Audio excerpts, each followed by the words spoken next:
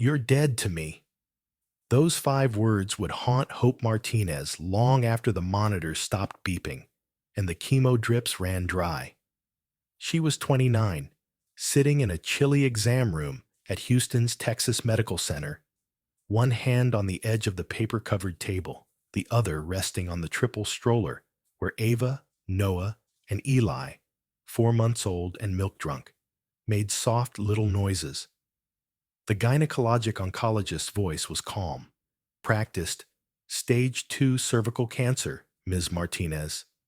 We caught it early enough to fight. It will be a marathon. Not. Hope nodded, because nodding was what you did when your world flipped and you were too polite to scream. She thought of bottles to wash, rent due, the mountain of laundry waiting in the dryer. She thought of he blew in 5 minutes late, smelling like expensive cologne and Houston humidity, blue suit crisp as if he'd stepped out of a billboard on I-10. What did I miss? He asked, flashing that smile that always worked on every "I have cancer," Hope said, simple as a weather report. It's treatable, but I'll need help. With the babies, the house. Almat's smile faltered. Not shock. Calculation. Okay, yeah. We'll figure it. That night, he didn't sleep in their bed in the 2-bedroom apartment off Westheimer. Late meeting, he texted. At 2 a.m., Hope was up with Noah, warming a bottle, when she caught her reflection in the microwave door. Tired eyes. Hair trapped in a messy bun. T-shirt speckled with spit up. She wanted to believe Matt was scared the way she was scared. That tomorrow would be better. Tomorrow wasn't. Appointments blurred. The first chemo knocked her flat. Her hair started coming out in soft handfuls, and her legs shook just getting from the couch to the crib. Matt started leaving earlier, coming home later, living on his phone like it was an oxygen tank. When Hope whispered, "I'm drowning here," he rubbed his temples and said, "Do you think I'm not dealing with stuff too? I'm out there keeping the lights on while you're in bed all day." The words hit harder than the nausea. "I'm not in bed because I'm lazy, Matt. I'm sick." "Yeah," he muttered. "You're always sick now." Sunday, he insisted they go to Mass at St. Anne's. "People need to see we're okay," he said, squeezing her hand like a campaign photo. When the priest asked for prayers for the sick, Matt stood, and with a tremble in his voice, asked the congregation to lift up his brave wife. Strangers patted Hope's shoulder. "You're lucky to have a man like him," a woman whispered. Back home, while the babies napped and the apartment hummed with the AC, Hope saw the message light up Matt's phone on the counter. "Miss you already. Can't wait to see you again." Her breath snagged. The thread was gone by the time she picked the phone up. Deleted. She put it down like it burned. Carmen Alvarez, a nurse from Hope's ward and the truest friend she had, came by that night with HEB rotisserie chicken and Gatorade. Hope finally let herself crumble. "I think he's cheating," she said, tears sliding hot and fast. "He looks at me like I'm gross." "You're not crazy," Carmen said, squeezing her hand. "But even if you were wrong about that, if he's abandoning you while you're fighting for your life, he's not a partner. He's a liability." 2 nights later, the truth took off its mask. Hope woke thirsty and shuffled down the hall. Matt's voice drifted from the living room, low and hard, the way he talked in negotiations. He didn't know she was standing in the dark by the hallway wall, hand on the baby gate. "No, I'm not dragging this out," he said. "She's basically gone. I can't waste my life on her and those kids. I need out. This is my shot." Silence. The call ended. Hope slid her back against the wall, until she was sitting on the floor, the cheap laminate cold through her thin pajama pants. The man she married, the father of her 3 tiny miracles, had just erased them all like a typo. In the morning, the closet was half empty. The lease car was gone. A single note sat on the kitchen counter beside the bottle warmer. "Don't try to find me." Ava started to cry, then Eli, then Noah. The chorus swelled, small lungs working hard in a world that had no business being this cruel. Hope reached for the counter and missed. The room tilted, her vision pixelated, and everything went black. Sirens weren't what woke Carmen. It was the third cry. Ava, then Eli, then Noah, stacked like alarms in a tiny apartment. She sat bolt upright on the couch, heart racing. Hope? No answer. Up the hallway, the nursery door was open, and the twins were red-faced, fists pumping. Carmen scooped bottles from the drying rack with one hand and pressed the other to the wall as she hurried, and saw her. Hope lay half in the hall light, half in shadow, cheek against the laminate, skin clammy and pale. Oh, God. Carmen dropped to her knees, felt for a pulse. There, thready, fluttering. She thumbed 911, voice tight and steady like she was back on night shift. By the time Houston Fire arrived, Carmen had wrangled the babies into their stroller and rattled down the elevator with the EMTs. In the ER, fluorescent lights carved everything into hard edges. Nurses moved with quiet speed. IVs were hung. A monitor beeped stubborn life back into the room. Severe dehydration, treatment fatigue, and stress, the attending said, glancing at Carmen over his glasses. Her counts are low, but she's a fighter. Carmen nodded, swallowing the lump in her throat. She texted updates, but there was no one to text who would actually come. No parents who hadn't already been poisoned by Matt's stories. No cousins who still answered. It was just her and 3 babies in dinosaur sleepers blinking at a world too bright. Hope surfaced slowly, like a diver coming up from deep water. "Where?" she rasped. "They're safe," Carmen said, leaning in. "Ava's mad at the world. The boys are flirting with the nurses. You're at Methodist. You fainted." Hope's eyes found Carmen's, then drifted to the empty space at the door as if expecting a blue suit to appear. He didn't. 2 days later, when her hands stopped shaking enough to hold a pen, reality arrived on paper. Carmen came back from the lobby with a manila folder and a look that said she'd prepared herself to be hated for what she'd found. "I talked to someone at your credit union," she said quietly. "Your savings were emptied 2 weeks ago. Every last dollar." Hope stared at the bed rail. "How much?" "All of it," Carmen said. "And there's more." She slid over a printed email chain. "He tried to file a life insurance claim. Flagged and denied for lack of death certificate." Hope's mouth opened, then closed. A small, ugly sound escaped.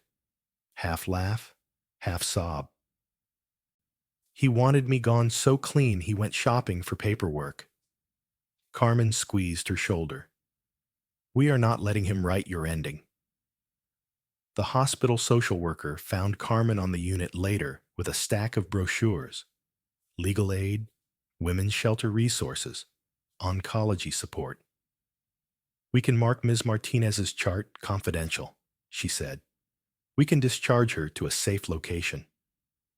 That night, while the babies slept in bassinets lined up like a tiny choir, Carmen outlined a plan. Prepaid phone, cash only, a rental an hour, and change west, where no one asked questions. Lockhart, barbecue capital of the world, where the smoke and the oaks could hide 1,000 fresh starts. A doctor friend would list Hope under her middle name, and Carmen's last, Elena Jimenez, on follow-up paperwork to keep nosy eyes at bay. It wasn't a legal name change. It was a shield. Play dead and get strong, Carmen said.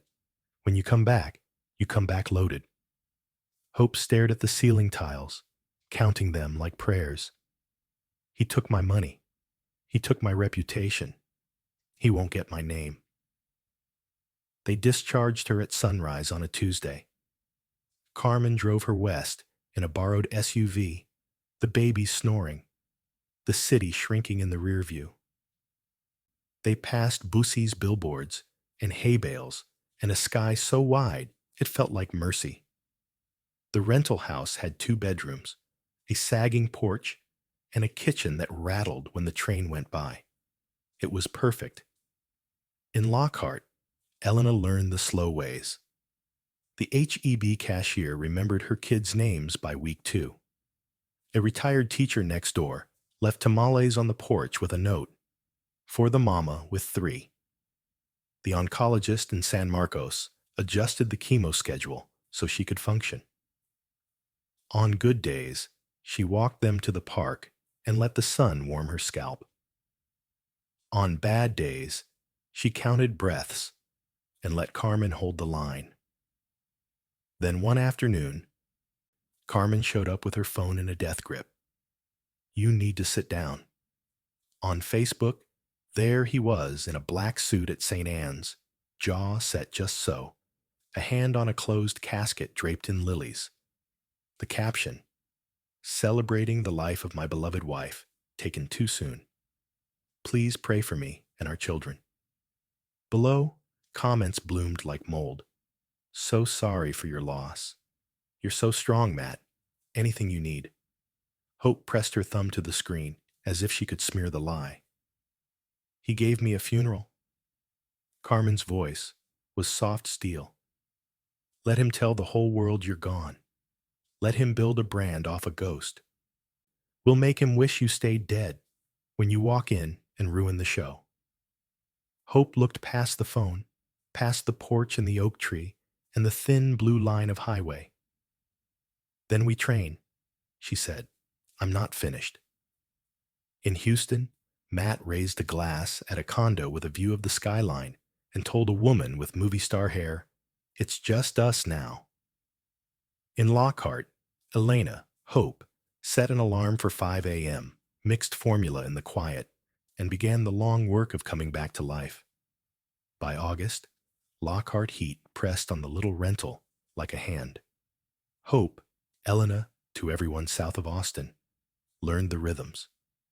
Early morning walks before the cicadas screamed. Naps when the triplets crashed.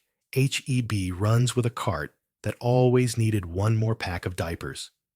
The porch sagged, the AC wheezed, and still, every night she whispered, "We're okay," into 3 soft heads. Carmen drove down on weekends in a sun-faded Corolla, trunk full of Costco diapers and church casseroles.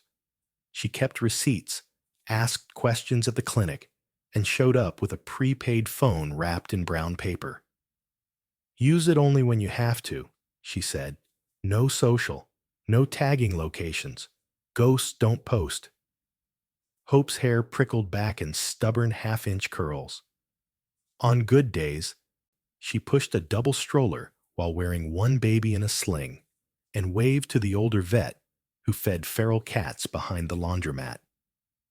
On bad days, she let the boys nap on her chest and let Ava fist her shirt while cartoons murmured on low. When the train rattled the windows at 2 a.m., she counted the cars and planned. Work found her.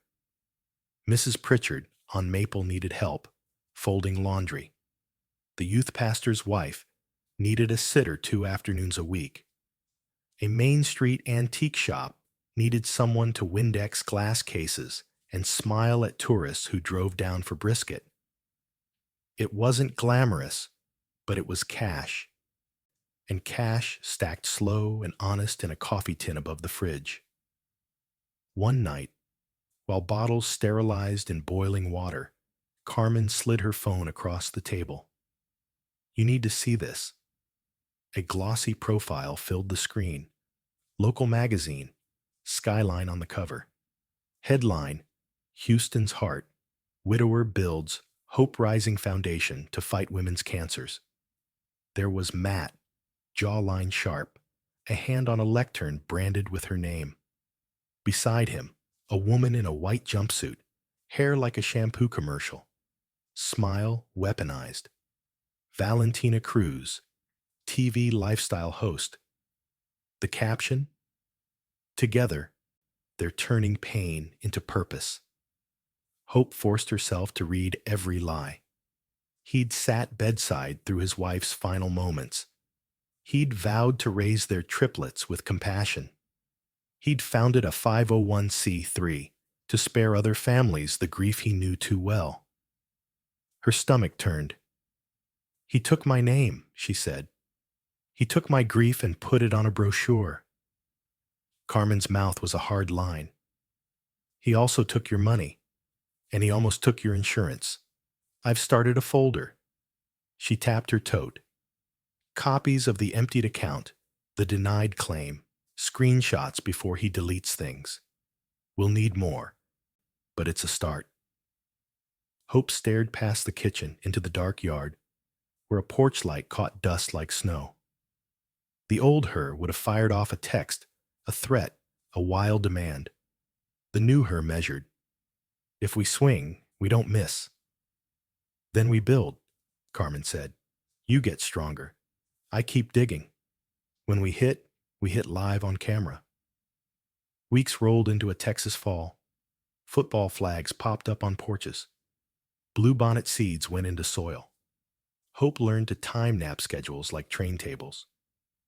The babies discovered mashed sweet potato and the dog at the thrift store. She discovered she could carry a double stroller down the steps alone if she braced one hip and breathed out on the lift. She also discovered the power of quiet, anonymous email accounts, a community legal clinic in San Marcos, where a volunteer attorney explained restraining orders and the paper trail of a death certificate, a librarian who didn't ask why Elena wanted old issues of the Chronicle on microfilm. Hope took notes, dates, names, people who could swear under oath that Matt wasn't where he said he was. On a Tuesday, a notification popped up on Carmen's burner. He set up a donor dinner, Carmen said, reading. River Oaks, black tie. Valentina hosting. Hope wiped applesauce off Noah's chin. Let him collect checks off my tombstone. Houston eats up a redemption arc, Carmen said. Preacher's kid, widower, heart for women. He's bulletproof until he's not. The babies hit 9 months. Hope's cheeks filled back in. She traded the headscarf for a baseball cap, then nothing. She worked mornings at the antique shop, afternoons at Mrs. Pritchard's, nights learning QuickBooks on a beat-up laptop. When I come back, she told the mirror, no judge will call me unstable. No reporter will call me a rumor. Then, like a dare from the universe, an email arrived to the antique shop's inbox, a mass invite blasted to small businesses for community partnership. Subject, Hope Rising Gala, honoring women fighting cancer. The body glowed with gold script and promises. Sponsorship tiers. A photo of Matt at a podium. A tagline, in memory of Hope. Carmen looked at her. We could crash it. Hope folded the printout in half, then in quarters. Not yet, she said, sliding the crisp square into her wallet like a blade.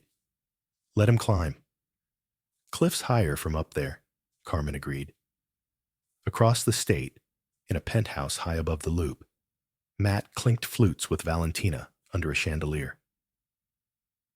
To fresh starts, he said. In a rental off a 2-lane road where the evening smelled like mesquite, Hope rocked Ava, the printed invite warm against her palm, and smiled without humor. Keep climbing, she whispered. I'll be waiting at the mic. Houston loved a redemption arc. By winter, Matt's face was on billboards off the loop. Hope Rising Foundation. Gala, a night to fight women's cancer. He did morning shows, shook hands at luncheons in River Oaks, told the story like he owned it. My late wife, Hope, her courage changed me. The anchors dabbed at tears. Donations poured in. Back in Lockhart, Hope watched one of those clips on a flickering TV in the antique shop's back room, the sound low so the twins could nap in their pack and play. She didn't blink. When the segment ended, she closed the laptop and slid a manila folder across a two-top to Carmen. Add this, she said. Clinic note from the week he claimed he was with me at the very end. I was alone, signed and stamped. Carmen tucked it into the growing stack. Bank printouts, a denied insurance claim, screenshots before he scrubbed his socials. We're getting close to critical mass, she said, but we'll need a megaphone. They found one at a Starbucks off I-35 in San Marcos. Daniel Rios, thin tie, scuffed boots, Houston Chronicle badge tucked in a leather wallet, arrived with a notepad and the tired eyes of someone who chased too many stories that didn't land. Off the record until I say otherwise, he told them. Convince me. Hope gave him the outline. Carmen handed over receipts. Daniel flipped pages, backtracked, read again, slower this time. Your husband filed a death certificate with the county, then tried to cash your life insurance, then founded a charity in your name. He whistled, soft. That's bold. Criminal, Carmen said. Daniel tapped the page with the state seal. This certificate number is wrong. It's a template. Someone grabbed the form and never went through the state's verification. I can get a records clerk to confirm. He looked up. But if we run this now, he'll play grief card and sue the paper. My editor will want more. A trigger everyone can see. Hope's voice was even. He's hosting a gala in March. He'll be on stage under my name. Daniel sat back. The reporter's greed for a clean narrative warring with caution. A live reveal is messy. Grief was messy, Hope said. He sold mine. He nodded, already thinking angles. All right, I'll dig. You keep breathing. When it's go time, I'll be in the room. Months blurred and steadied. The triplets found their feet. Hope's hair curled to her jaw. She bartered babysitting for a folding table at the church bazaar. Her hand-poured candles and reclaimed wood signs sold out before noon. Mrs. Pritchard whispered to her bridge friends. The pastor's wife passed her number around, and suddenly, Elena's Goods had regulars. A retired landlord offered cheap rent on a narrow Main Street storefront. Peeling brick, good bones.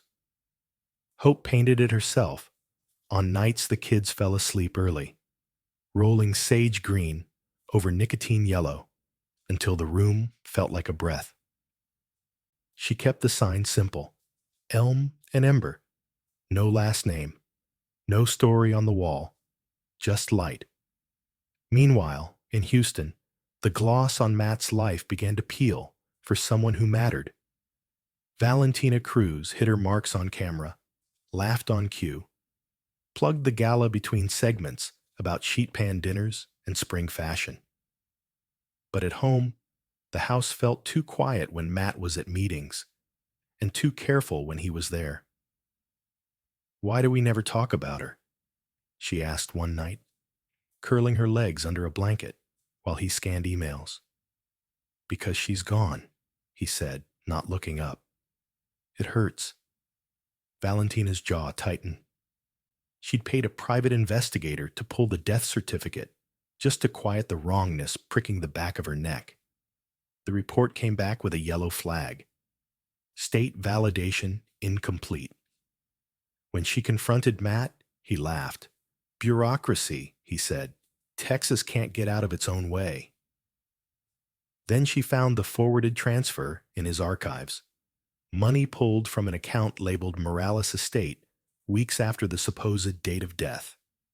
Her stomach dropped in a clean, clinical way.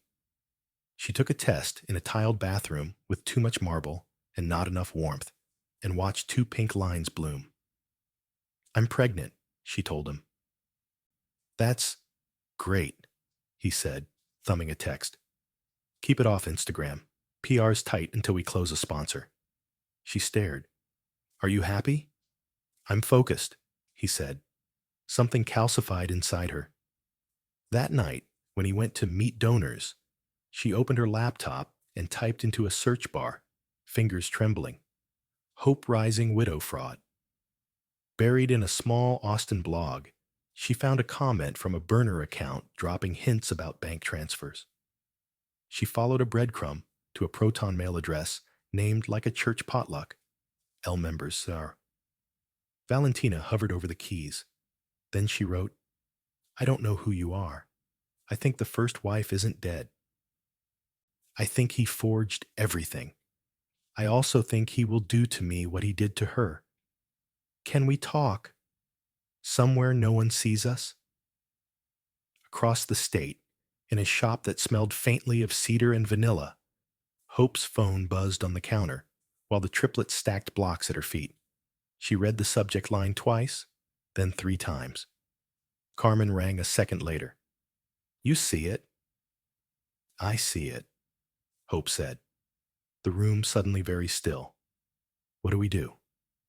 Hope looked at the kids, at the wall she'd painted, at the life she'd built deliberately, brick by careful brick.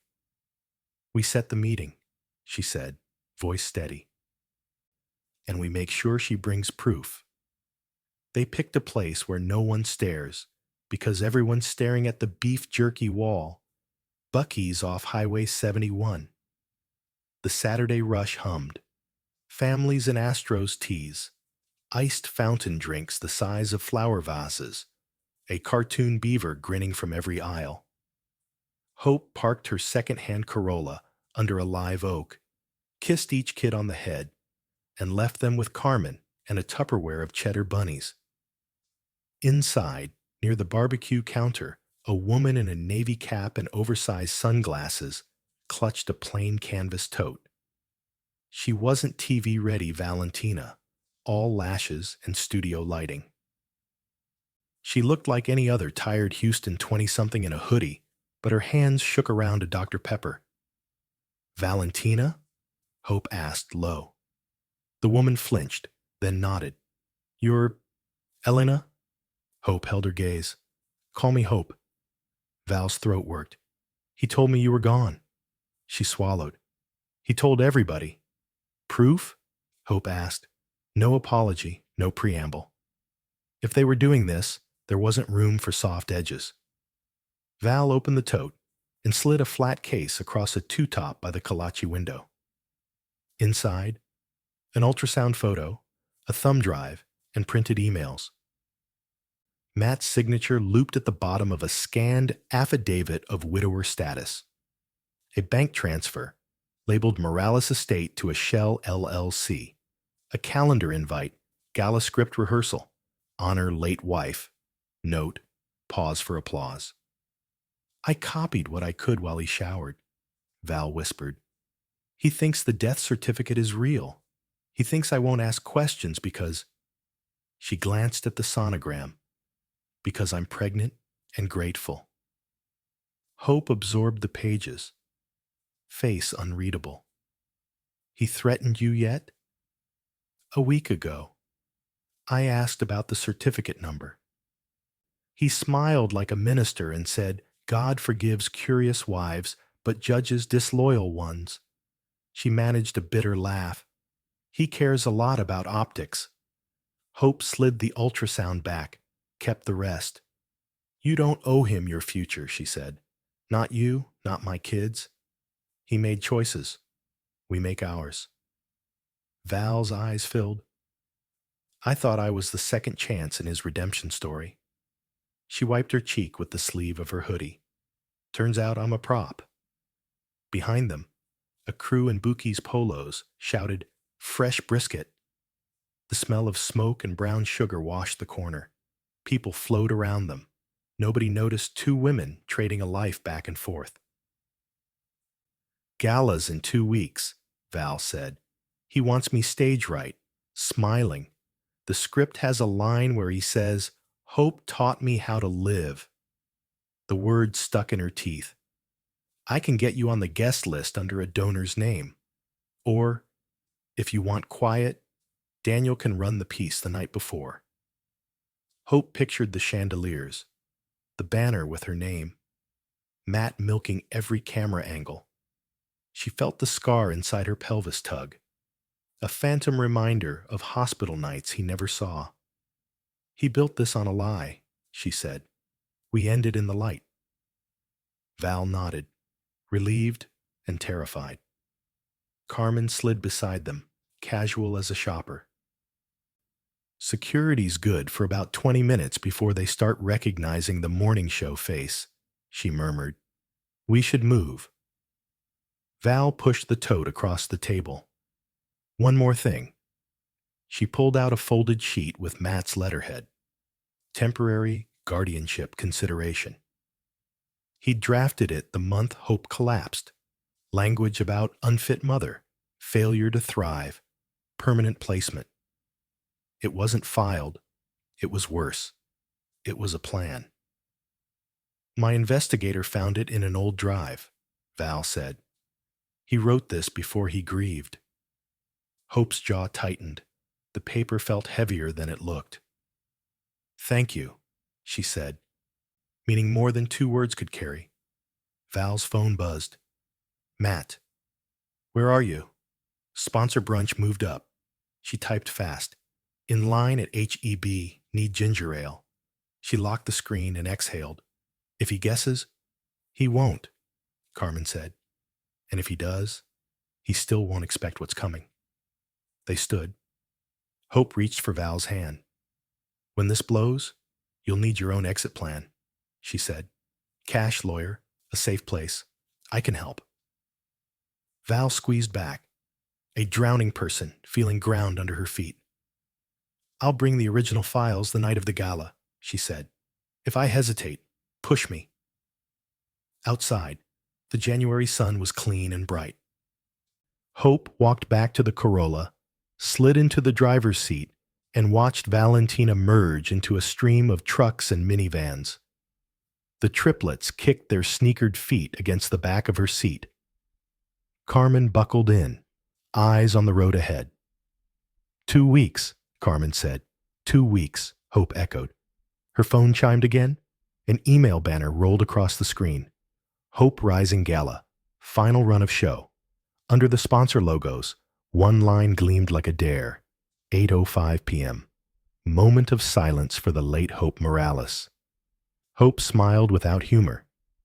"Let's give them a moment they'll never forget," she said, turned the key, and pulled into the sun. 2 weeks sounds like forever, until it's the only runway you've got. Hope built hers hour by hour. Mornings were cereal bowls and missing sneakers. Afternoons were invoices for the shop and inventory from women's shelters. Nights belonged to strategy. Carmen turned the dining table into a war room. Manila folders, color-coded stickies, and a cheap laser printer that coughed like a smoker. Daniel Ramirez came by after his evening newscast. Tie loosened, sleeves rolled. He'd bring Whataburger coffees and a reporter's healthy paranoia. "Chain of custody," he kept repeating. "If we're putting this on air the night of, I need the original docs and corroboration. No gaps a lawyer can drive a truck through." Hope slid him the Buc-ee's tote contents, now in sheet protectors. "You'll have what you need, but I go first." "You sure you want the ballroom?" Daniel asked. "I can drop the story at 5, ruin his party by 6. She shook her head. "He made my life a stage. I'll pick the lighting this time." They looped in pro bono counsel from Houston volunteer lawyers, a woman named Tasha with a courtroom voice and a mama's heart.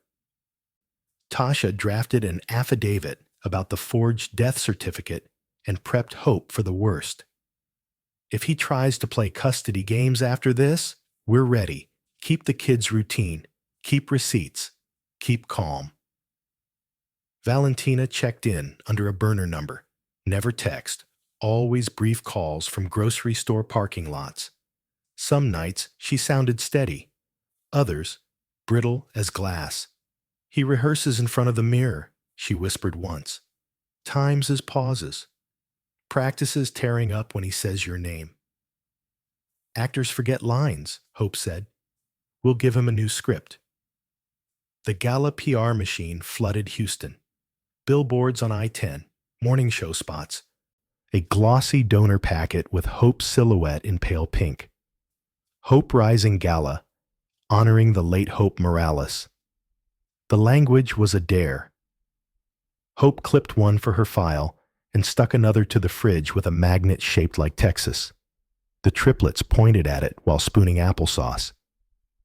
That's your name, right? Sophie asked. Sure is, Hope said. And it belongs to us. They arranged childcare with Ms. Jean from church, the kind of neighbor who bakes pies and keeps secrets. Ms. Jean showed up with a canvas tote of coloring books and a casserole. She cupped Hope's cheeks like a daughter's. Baby, you walk in there with your head high. God didn't bring you this far to drop you. The Friday before the gala, Daniel called from the station loading dock, voice low. 2 things. 1. The IRS will have questions about his nonprofit books come Monday. 2. I got a former staffer on record saying he paid vendors from personal accounts and laundered donations through a shell. We're not just tugging a thread, we're pulling the sweater.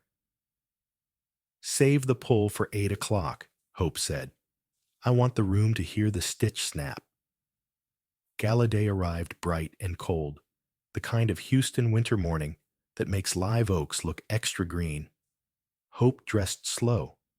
Black sheath, simple pearls, the earrings Carmen bought at a thrift store and polished until they glowed. She pinned her new ID, Elena Jimenez, donor, inside her clutch. Valentina had delivered it through a florist like an apology bouquet.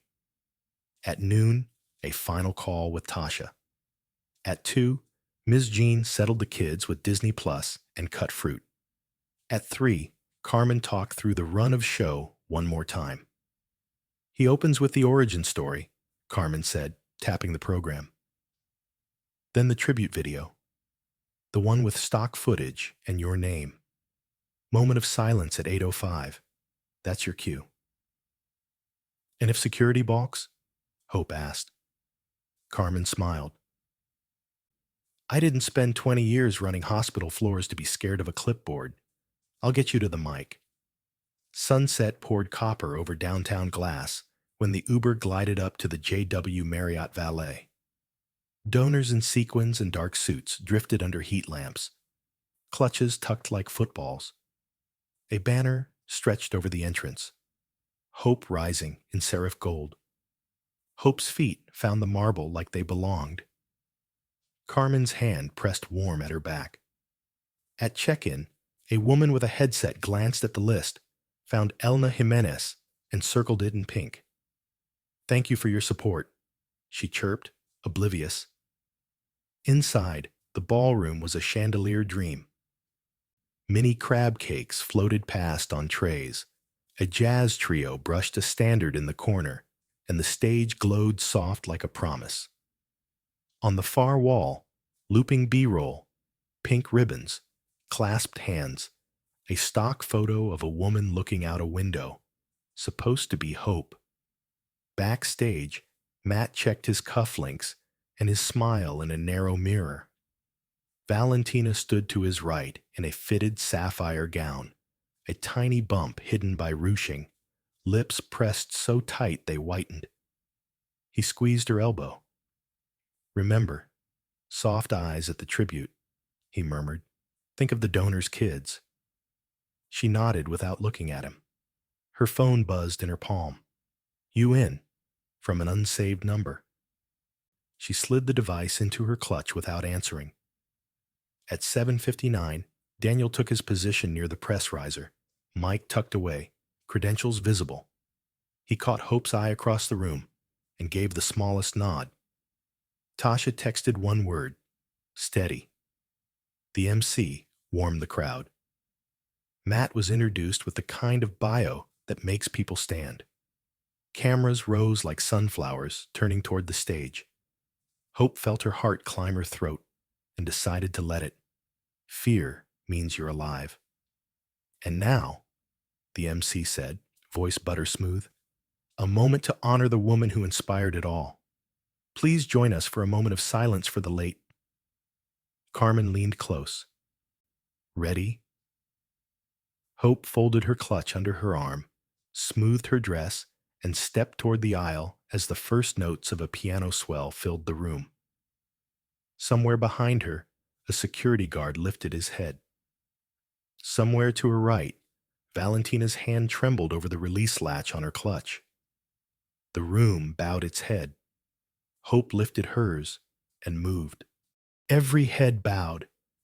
One woman refused. Hope stepped into the center aisle as the piano swelled and the MC asked for a moment of silence. For the late Hope Morales. Her heels clicked on marble like a metronome. Carmen paced with her, a half step behind, smiling at anyone who dared meet her eyes. Nurse on a night shift smile that says, don't even try. At the lip of the stage, a security guard planted an arm. Ma'am, the program... Carmen's badge flashed so fast it could have been Secret Service. House staff, she lied smoothly. Stage left now. Authority is a language. He understood and moved. On stage, Matt stood haloed by soft light, the hero of his own story. Valentina's knuckles whitened around her clutch. She saw Hope first, not a ghost, not a silhouette, a woman with color in her cheeks and fire in her eyes. The room noticed a beat later. Gasps broke the silence. A glass chimed against stone. The jazz trio stopped mid-brush. Hope climbed the 3 stairs without a handrail, without wobble, without apology. Good evening, she said, taking the mic from the frozen MC. No theatrics. Just a calm Texas drawl, polished by years of swallowing storms. I'm Hope Morales, not a memorial, not a montage, a mother, a survivor, and very much alive. For a second, you could hear the HVAC. Then the ballroom came apart. Whispers, phones up, donors leaning forward as if proximity could explain resurrection. Matt's smile fell off like a cheap sticker. This is obscene, he stammered, trying to laugh. Someone is playing a cruel prank.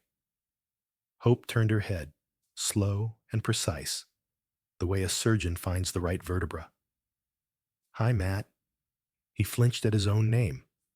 Daniel was already at the press riser, camera shouldered, red tally light blinking. Tasha stood near the foot of the stage with a slim accordion file hugged to her chest like a hymnal. Carmen drifted to the DJ booth and murmured to a kid in a bow tie.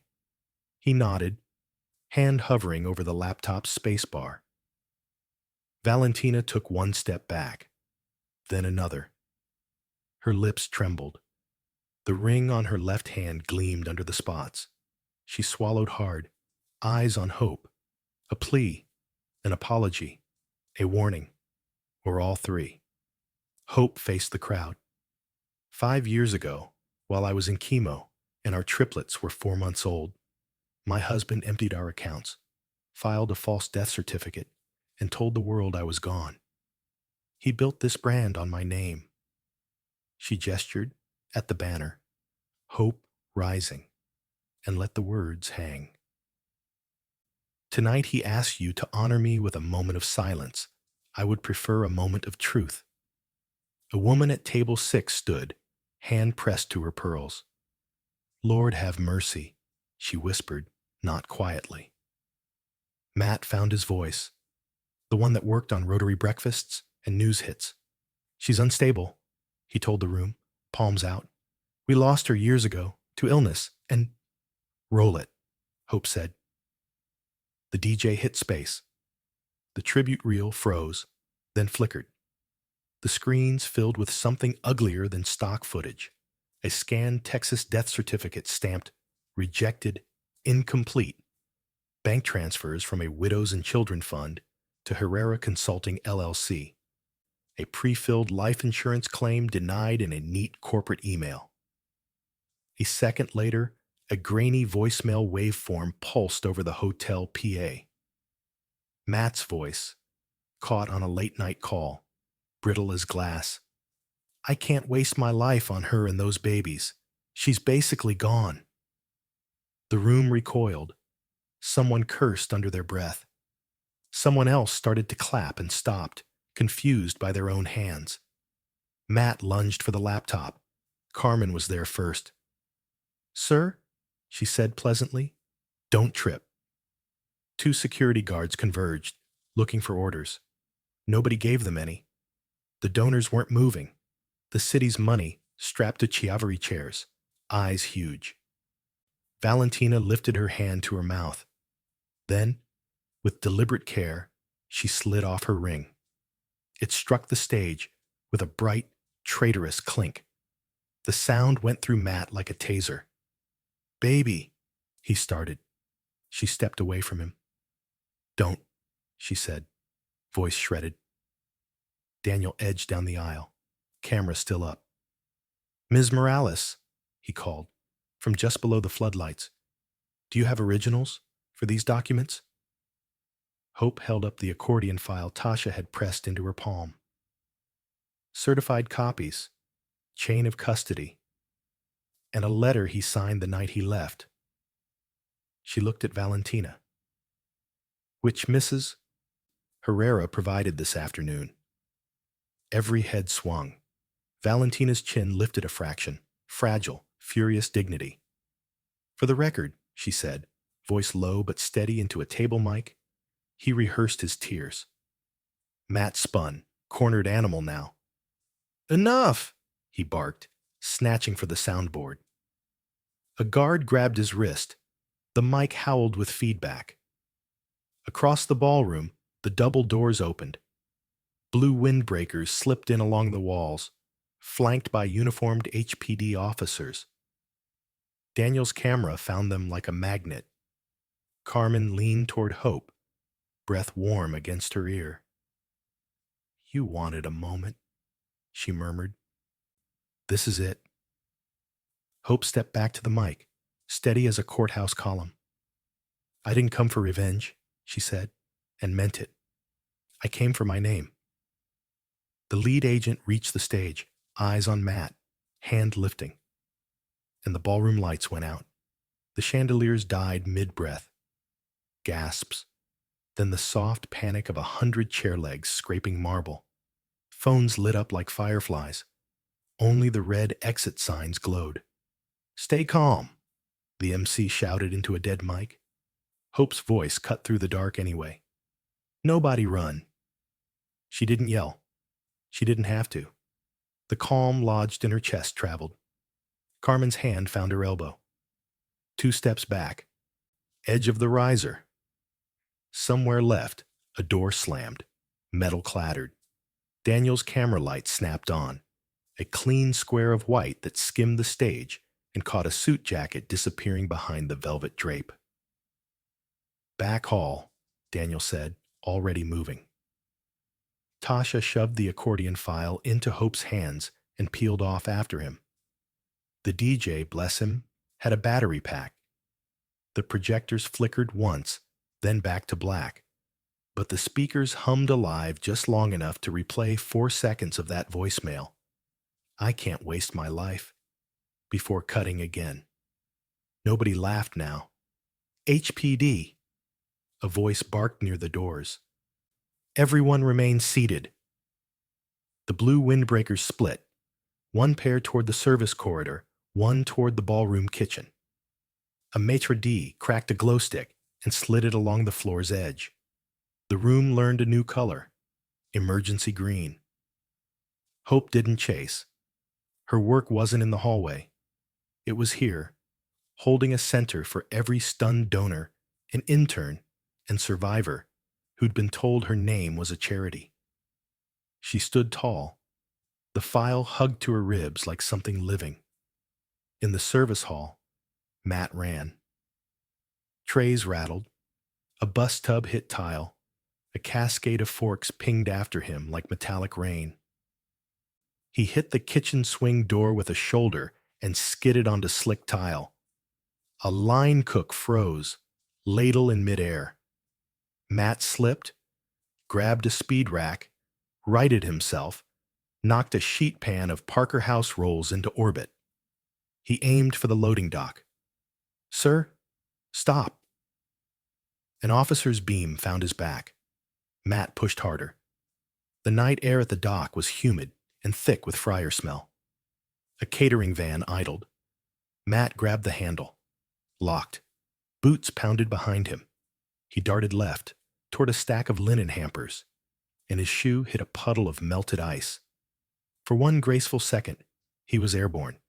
Then gravity remembered him. He went down hard. 2 cops were on him before his breath returned. Zip cuffs, rights red.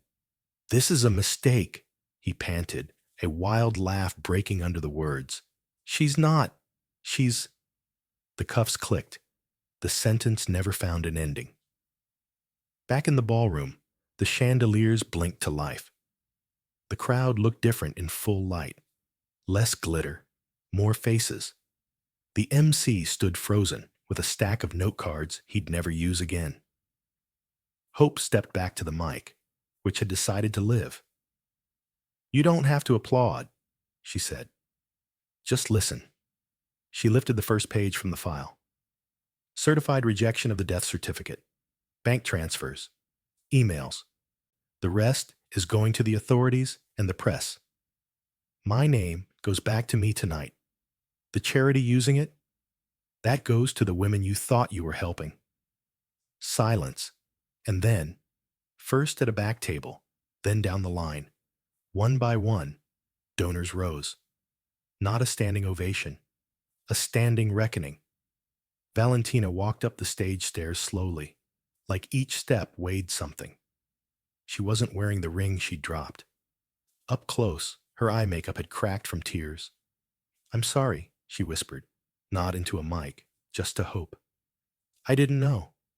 I found things, and he told me I'd ruin everything if I spoke." Hope held her gaze. "Are you safe?" Valentina nodded, then shook her head, then pressed her palm to her abdomen in a gesture so small most people would miss it. Hope didn't. Her face softened a degree no camera could catch. Carmen materialized with a card. "If you want out, we'll help you out," she said. "No judgment, just exits." Daniel trotted back in, tie askew, adrenaline bright.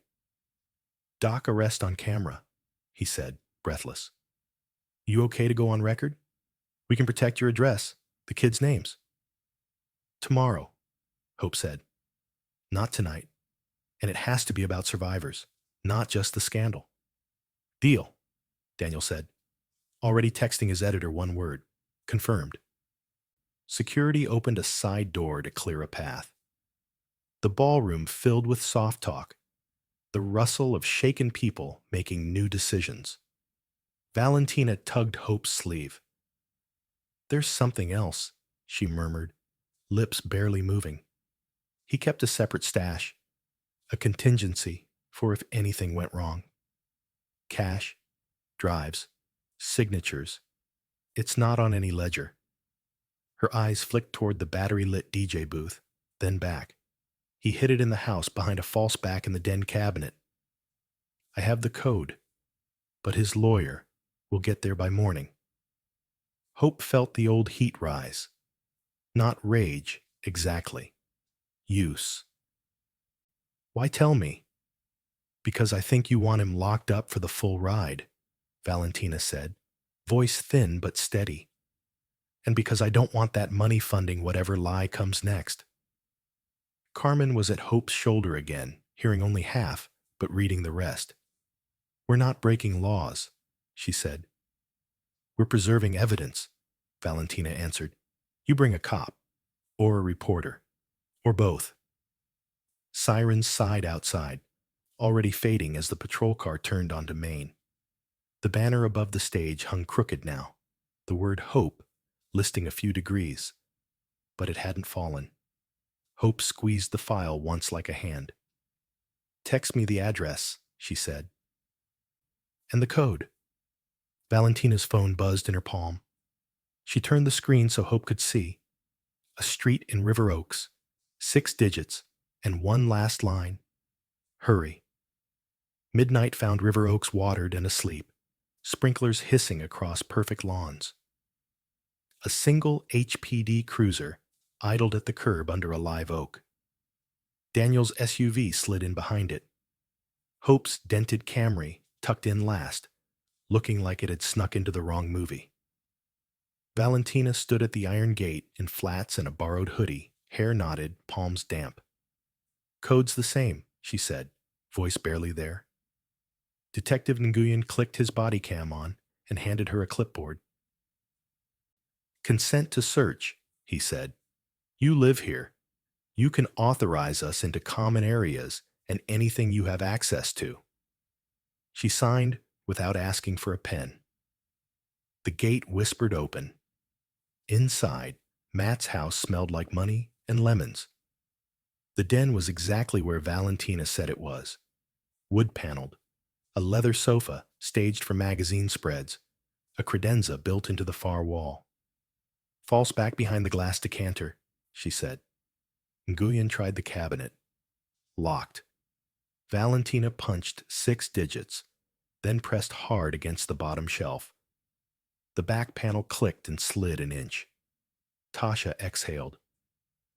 Of course he bought the fancy one. Behind the panel, banker boxes, heat-sealed bricks of cash, 3 black thumb drives, a notary stamp, 2 pre-signed affidavits, and a Navy passport with a photo of Matt under a different last name. On top of a neat stack lay a skinny blue folder in his blocky handwriting. Plan B.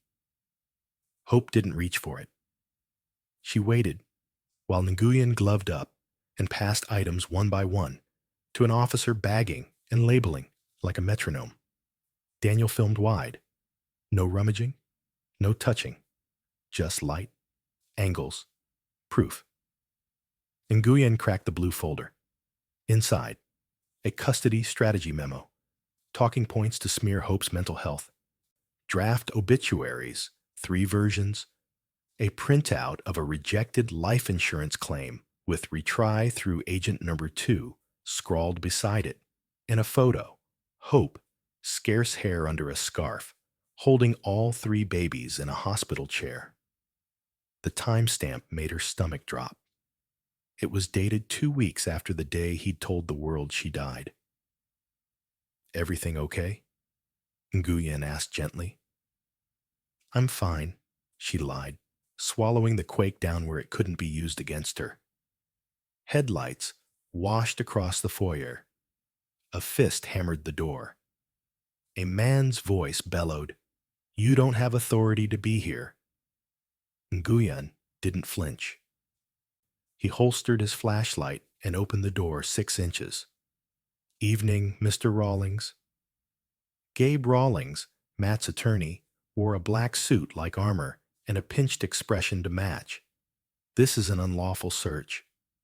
My consent, Valentina said, stepping into view. I live here. Rawlings' jaw ticked. You're confused. This is privileged property. Nguyen pointed at his cam's red light. You're on video, counsel. She consented.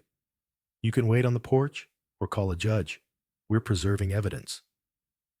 For a long second, Rawlings measured the room.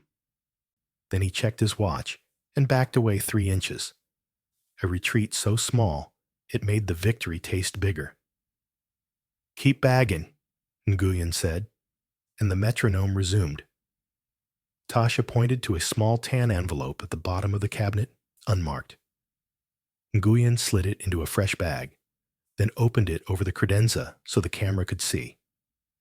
Out slid a brass key-stamped store box 2120 and a claim ticket annotated in Matt's handwriting. Unit 309. Green file. Only if needed. Valentina's breath snagged. "Store box on Shepherd," she said. "He used that place for wine deliveries. He never let me back there." Hope had to brace a hand on the desk. "If there's a green file in a storage unit, it's the one he was smart enough not to keep in his house." "Smart until tonight," Daniel said, already texting. "I can put a crew on it at dawn." "Not dawn," Valentina said. "He has a fixer who checks that unit every Friday before 7 a.m. White Yukon, shaved head. If he hears Matt's been arrested, he'll empty it before breakfast." Nguyen zipped the last bag, eyes moving the way chess pieces think. "Storage facilities need a warrant if it's a rented space and the consenting party doesn't have access," he said. "We'll wake a judge." "How long?" Hope asked. "An hour if I get lucky," Nguyen said. Dialing. "2 if the judge hates me." Daniel ticked down the timeline under his breath. "Fixer at 7. Warrant by 2. We set on the lot at 6. We hold perimeter." Rawlings cleared his throat from the threshold. "If you drag my client through a spectacle because of a unit that belongs to a different corporate entity, I will file something," Tasha said pleasantly, "with fewer exhibits than we have tonight." Nguyen's call connected. "Judge Harper?" "Nguyen. Sorry to wake you. We've got a live preservation issue tied to an ongoing arrest and a rented storage unit." Valentina leaned closer to Hope. "I don't know what's in there," she whispered, "but he labeled it green. He color-coded everything. Green meant go. Cash, go bags, quick exits." Hope felt, absurdly, like laughing. Of course it did. Green for the life he built on red flags. Nguyen hung up and nodded once. "We have an E-warrant incoming. We roll in 20. The porch light hummed. Somewhere down the block, a sprinkler sputtered back to life. Hope slipped her phone into her pocket and followed the officers out. Daniel shouldered his camera. Tasha juggled the evidence log. Valentina shoved her hands into her hoodie and stared straight ahead, like a woman walking out of a house and, maybe, a story. 23 minutes later, the convoy turned into store box. The lot was empty except for a lone moth doing circles under a halogen bulb. Unit 309 sat halfway down the row, a corrugated blue mouth with its tongue held by a padlock. Nguyen read the warrant off his phone, the way you say grace before a risky meal. Then he knelt, slipped the key into the lock, and turned. The metal door rattled up. Cool air breathed out. Inside, a rolling suitcase waited under a bare bulb, its zipper tagged with a strip of green tape. "Camera's rolling," Daniel whispered. Nguyen gloved up and pulled the suitcase forward. He cracked it slowly, lifted the lid, and froze. What was inside made everyone stop breathing. Under the lid lay 2 neat stacks of cash, banded in bank wrap, a cheap handheld camcorder, 3 manila folders with a strip of green tape across the top, and 3 Navy booklets. U.S. passports. Each had a child's photo. Each signature line for mother bore a smooth, practiced version of Hope's name. Tasha leaned in, voice flat. "That's not your signature." Hope didn't need to answer. Her hands were already fists. Nguyen set the passports aside like unexploded shells and slid the first green folder open. Inside, photocopies of Form DS-35-3, Statement of Consent, with Hope's name notarized, a DS-5525, Exigent Special Circumstances, claiming the mother was deceased, a notary log with a smeared stamp, and a one-page itinerary, HOU, Miami, Nassau. Travel date, Saturday. That's 2 days from now, Daniel said. And those forms are felony forgery, Tasha added, heat in her voice. Plus, attempted parental kidnapping across borders. It doesn't get much uglier. Valentina paled. The notary stamp, that's Carla. She's my hair girl's cousin. He must have paid her to look the other way. Nguyen's jaw worked. He flipped the second folder. Inside, donor spreadsheets for the foundation, wire instructions to Shell LLCs, and a handwritten key. Green, donor sweep. Blue, ops. Red, cleanup. On a thumb drive stuck to the back cover, someone had written Eactus with a silver paint pen. That's our 501c. 3. Self-dealing right there? Tasha said softly. The IRS will have a field day. Nguyen lifted the third folder. The cover tab read, Gala. He opened it to find a set of talking points titled Widower's Journey, a draft press Q&A, and a page of contingency scripts labeled If H Reappears. Hope stared at the bullet points. Deny confusion, affirm grief, pivot to mission. Somewhere, deep and surprisingly calm, she felt a click. He hadn't just lied. He'd rehearsed lying. Nguyen nodded toward the camcorder. We'll bag it, image it at the lab. Daniel angled his lens at the open case. Hold for me. Okay, got your serials? Your money bands? Your files? Clean. A small tan envelope sat taped beneath the suitcase tray. Nguyen peeled it up, slid it. A brass key fell into his palm, colder than the night. Stamped, store box, office. A claim stub was paper clipped to it with a note in Matt's block letters. Green file. Only if needed. Office? Daniel echoed.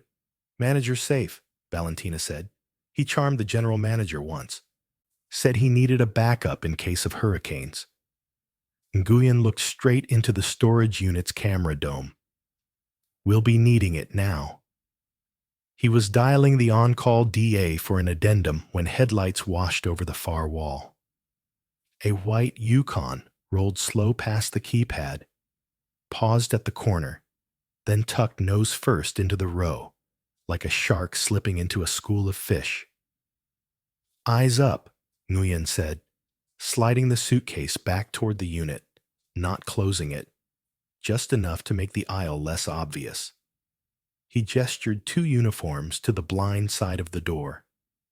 The Yukon door opened. A shaved head, thick forearms, gray hoodie. He clocked the HPD windbreakers and didn't flinch. You folks lost? He said, coming in with a bounce that was supposed to read casual. Place is closed. Nguyen kept his hands visible. Evening. You the on-site? We called the manager. Yeah, the man said too fast. Manager. Tasha lifted a brow. What's your name? Manager? He smiled without his eyes. Mike. Valentina's whisper barely rose above the hum of the halogen. That's him. Mike, Nguyen said. Great. Maybe you can help me with Unit 309. Mike's gaze flicked once, involuntary, toward the key in Nguyen's hand. Almost nothing. Then he shrugged. Lots of units. I don't know numbers. Funny, Daniel said lightly. I do. He swung his camera so the green-taped suitcase filled the frame. Mike saw the case, the passports, the little black drives on the evidence table. Something hard moved under his skin. He pivoted, casual turned inside out, and reached for the SUV's door. Don't, Nguyen said. Mike ran. 2 uniforms were already moving. Shoes slapped concrete, A cart rattled. The Yukon's engine coughed as a hand hit the fob. Hope's world narrowed to motion. The bright bounce of a flashlight, the scrape of a shoulder against corrugation, the high metallic scream of a unit door grazed by a palm. Mike juked between rows, threw a shoulder, and cut left toward the exit gate.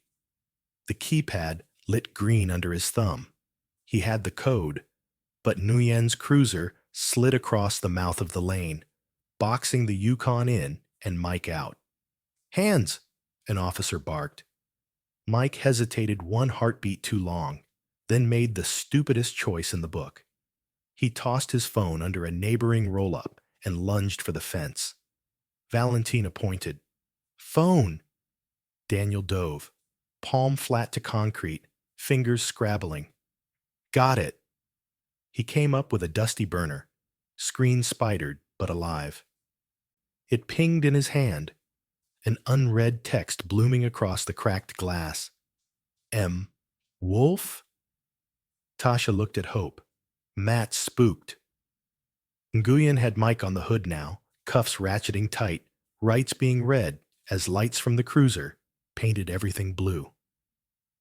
The storage manager, bleary and confused in pajama pants, hustled over with a key ring the size of a salad plate, and Nguyen held up the office key from the tan envelope side by side. "2 keys," Nguyen said. "Let's see which door they open." 3 minutes later, inside the manager's tiny office, a steel safe gave up its secrets. Nguyen set each item on the desk under Daniel's camera. A green file identical to the one in the suitcase, but thicker. A velvet ring box with a diamond band, not Valentina's. A notarized affidavit claiming Hope's death overseas. And a micro SD card in a pill bottle with one word sharpied on the lid. Audio. Hope didn't breathe. Nguyen popped the micro SD into the office desktop with a right blocker he carried like religion. A folder bloomed on screen. VMX calls. Date stamps stacked like bricks. He double-clicked the oldest. Static. Then a familiar voice, cold and unbelievably calm. "She's basically dead," Matt said. "Do it before Friday." Green light. Green light. Matt's voice filled the cramped office. Flat. Clinical, like he was ordering lunch. Hope's spine went cold. No panic, no second guessing, just intent. Nguyen stopped the audio and exhaled through his nose. "That's conspiracy. On tape." He was already on with the on-call ADA. Within 20 minutes, a judge in Harris County signed off on emergency warrants. One for Matt's arrest on fraud and attempted custodial interference. One to freeze the foundation's operating accounts. One to seize any media devices linked to those forged travel docs. Tasha texted a single line to her squad. "Safe house now." "Kids first," she told Hope. "We move you tonight." By midnight, the twins were snoring under Astro's blankets at a church-owned family center on the Southwest Freeway. A deputy sat outside the door, a canine napping at his boots.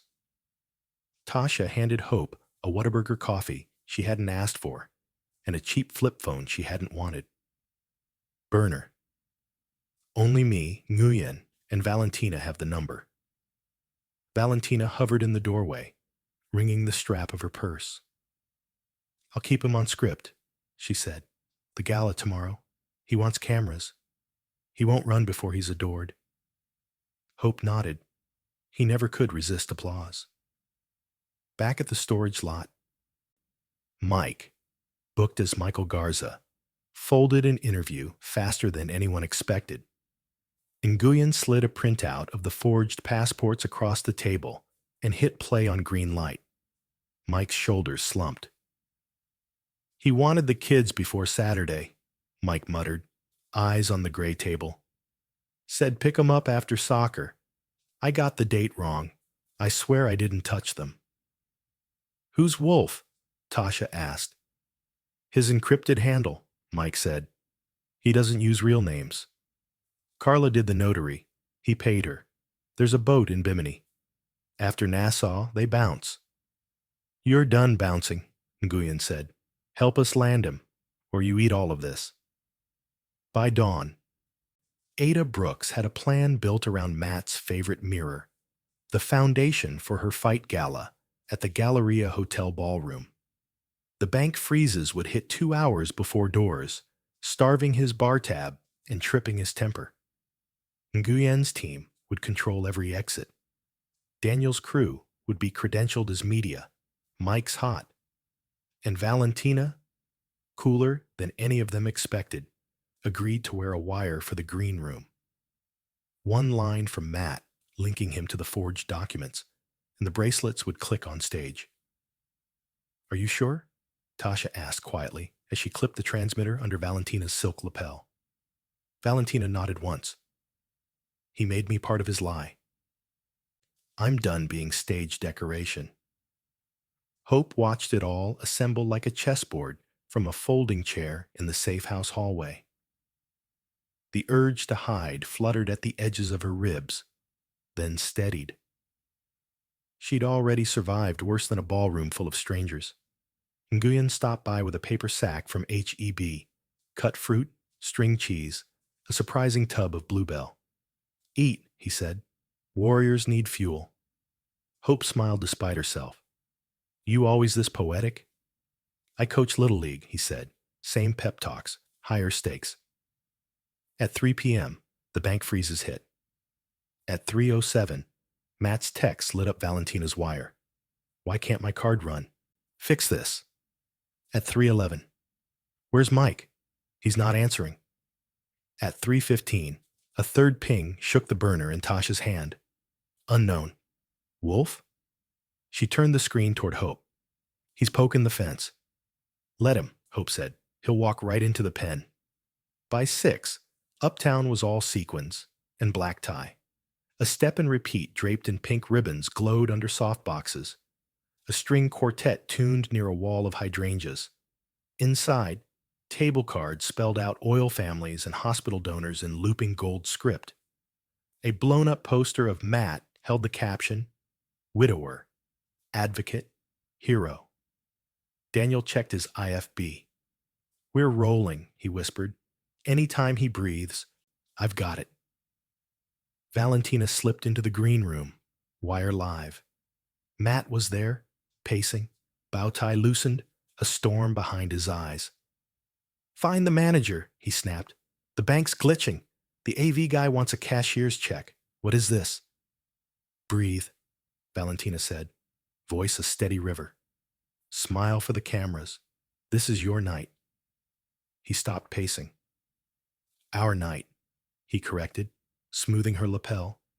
His fingers brushed the transmitter. They didn't pause. Nguyen murmured in Tasha's earpiece. We've got him on venue cams. Unit staged at loading dock, kitchen corridor, ballroom doors.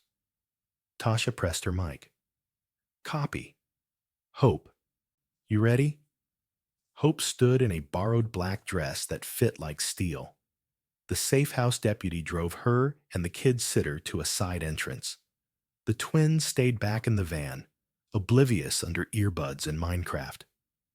Hope's palms were dry. Her heart, finally, was not running away. In the ballroom, a hostess tapped glassware with a spoon. Lights dimmed. The quartet faded. A spotlight found the lectern as the MC's voice boomed bright and syrupy. Ladies and gentlemen, tonight we honor resilience. Please welcome the man whose story inspired a movement, Mr. Matthew Hayes. Applause swelled, loud and hungry. Matt stepped into the light, soaking it in like heat. He gripped the podium, smile lacquered on. Thank you, Houston, he said, voice rich with practiced ache. Tonight, we remember a woman I lost. The back doors whispered open. Hope stood in the threshold, a silhouette against the lobby's glow. 100 heads turned at once. The applause collapsed into a stunned, stuttering hush. Tasha whispered, Now! Hope lifted her chin and took a single step inside. Every head swiveled as Hope stepped into the light. The room of donors, doctors, and socialites went dead quiet. Only the ice machine clicked in the back bar. Matt blinked hard, smile cracking. "Ma'am, this is a private—" "My name is Hope Morales," she said, voice steady. "Not a memorial, not your slogan. I am alive." A tide of whispers rolled across the ballroom. Valentina pressed a trembling hand to her abdomen and took a step away from Matt. Near the risers, Daniel lifted his camera. The red tally light glowed. Tasha's voice murmured in Nguyen's earpiece, "Hold until we have it all." Matt recovered enough to laugh. A brittle sound. "This is obscene. Security." "No one moves," Nguyen told the venue detail. "Play it." The house PA popped. A clipped male voice filled the chandeliers. "Green light. Grab the kids Friday. Passports in the bag. We're wheels up by noon." It was Matt. Unmistakable. The audio bounced off crystal and marble. Donors stared at their phones as if they could turn the sound off by looking away. Valentina took a breath, stepped to the mic, and slid a folded paper from her clutch. "He had me notarize this travel consent. It's forged." She laid it on the podium, like evidence in a crime show, and didn't look at him again. Matt's mask slid clean off. "You set me up," he hissed. "I protected children," she said. He spun toward the wings and saw uniforms at every exit. Kitchen, dock, lobby, all blocked. Tasha walked out the center aisle, badge on her belt, calm as a Sunday. "Matthew Hayes," she said, voice carrying without a mic. "You're under arrest for fraud, attempted custodial interference, identity theft, and charity embezzlement. Turn around. Hands behind your back." He bolted anyway. 2 strides, a shoulder fake, a doomed pivot toward the service doors. A line cook flattened himself against a speed rack as Matt slipped on a fallen cocktail napkin. Tasha was on him in 3 steps, cuff ratcheting tight with a clean click. Applause didn't break out. A stunned, relieved exhale did. Nguyen stepped to the podium, lifted the glossy banner with Matt's face, and let it fall. "Ladies and gentlemen," he said, "if you donated tonight, the county will make sure your money reaches real patients. Your receipts are safe. Your hero is not." Hope hadn't moved. The light was hot on her shoulders, but her hands were cool. "You didn't bury me," she told Matt as officers led him past. "You taught me how to dig." He stared at her, not with love or even hate, only with the sick recognition that the room had turned. Cameras followed the cuffs, not the tucks. 9 months later, a Harris County judge read the sentence in a voice without flair. "Matthew Hayes, for the counts before this court, 12 years in the custody of the Texas Department of Criminal Justice, restitution as ordered, permanent disqualification from managing charitable funds." Matt tried to speak about God and second chances. The judge nodded politely and kept reading. Outside on Franklin Street, the January light was thin and gold. Daniel killed his camera and tucked his notebook away. "You sure you don't want a final quote?" he asked. Hope zipped her coat. "You already have it," she said. "Survival over spectacle." Valentina joined them, scarf looped over a small, sleeping infant in a carrier. "I named her Luce," she said quietly. "Light." She swallowed, eyes wet and clear. "Thank you for believing me when I finally believed myself." Hope smiled at the baby, then at the woman who'd stopped being a rival the minute she chose the truth. "Bring her by Saturday," Hope said. "We're painting the reading room." Spring arrived in Houston with purple azaleas and sticky afternoons. On a brick storefront in East End, a new sign went up. "Second Light Women's Center." Inside were lockers, a playroom with a bin of Astro's foam fingers, a small legal clinic, and a classroom where a whiteboard read, Budgeting 101, Carmen M., 6 p.m. Hope hung a framed photo by the front desk, not of courtrooms or galas, but of a picnic table under live oaks, 3 kids laughing with sticky snow cone mouths. Her twins barreled in from the sidewalk now, backpacks thumping. Mom! Marco waved a hand out. Coach says I can try shortstop. Only if you finish math, Hope said, kissing his forehead. Luna slipped a friendship bracelet onto Hope's wrist. For luck, she whispered. Luck's great, Hope said, tying it snug. But showing up works better. Carmen clattered in with a box of donated planners and a grin. We're full tonight. You ready? Hope looked around. The couches, the coffee urn, the bulletin board crowded with flyers for GED classes and oncology support groups. The slow, ordinary hum of a place built to hold other people's storms. Yeah, she said. I'm ready. Before she flipped the sign to open, her burner buzzed one last time. A number she didn't recognize. A woman's voice, small and tired. I heard your story. Mine's not the same, but can you help me start over? Hope glanced at Carmen, at the twins, at the wide front door. Yes, she said. Come by. We'll put on a pot of coffee. She set the phone down, turned the deadbolt, and let the evening press in, warm and bright. Some women break. Some don't. Some turn what tried to bury them into the ground where something better can grow. Hope crossed the lobby and opened the door.